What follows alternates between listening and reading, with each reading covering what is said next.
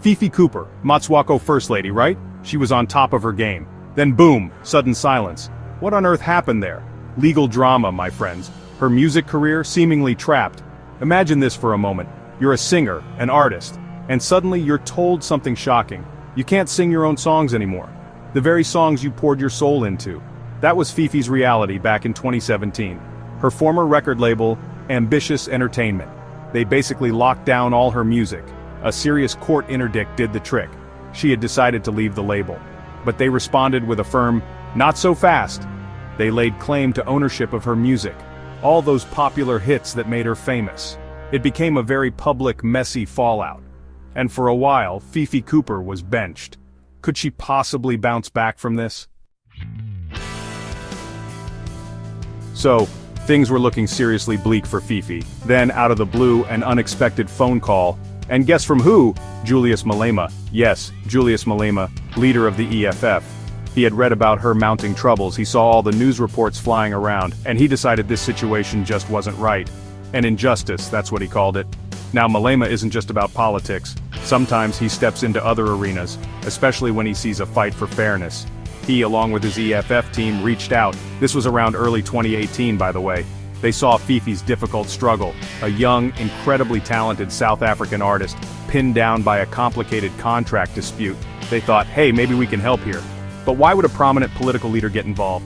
Malema himself stated they couldn't sit back. The EFF felt it was about exploitation. It was about ensuring fair treatment for artists. It wasn't merely about helping Fifi Cooper, it was meant to be a larger statement. That artists truly deserve robust protection. That their careers shouldn't be so easily derailed. With Julius Malema and the EFF's legal team now involved, the entire game started to change for Fifi. Serious, high-stakes negotiations quickly began, directly with Ambitious Entertainment, her former label. The ultimate goal was clear: to free Fifi, to allow her to sing her beloved songs again, to get her promising music career back on track. No more stressful courtroom drama was the aim, just a clear, positive path forward for everyone. And you know what? It actually worked. They managed to reach a settlement agreement. Crucially, it was all handled out of court. Ambitious Entertainment agreed to release her fully, from that incredibly restrictive interdict they held. This was absolutely huge news in the industry. Fifi Cooper was finally free once more, free to perform her music for her fans, free to record new material as she wished. Fifi was understandably incredibly grateful for the help. She openly said her career could have ended. Without Malema's significant intervention, it was a real threat. "The war is almost over," she declared with relief. So, the question on everyone's mind, can Malema truly revive a music career? Well, he certainly helped Fifi hit restart, a massive restart, in a very big way. She didn't just go back to how things were. Oh no, she launched her own record label, Mo Cooper Records. Talk about taking full control.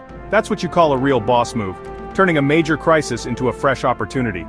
And then, of course, came the new music. In August of 2018, she dropped a new album. It was titled Take Me Back. A full 18 tracks deep, which is impressive. It marked a return to her Motswako roots. But also, it was a reflection of her journey. The fight, the freedom, the incredible comeback. It was all laid bare in her lyrics, her story told in her own unique voice. This wasn't just some fleeting, forgotten moment. Years later, even now in 2025, Fifi feels it. "I feel great. I feel like I never left," she said. "I feel like I am back, and better than before."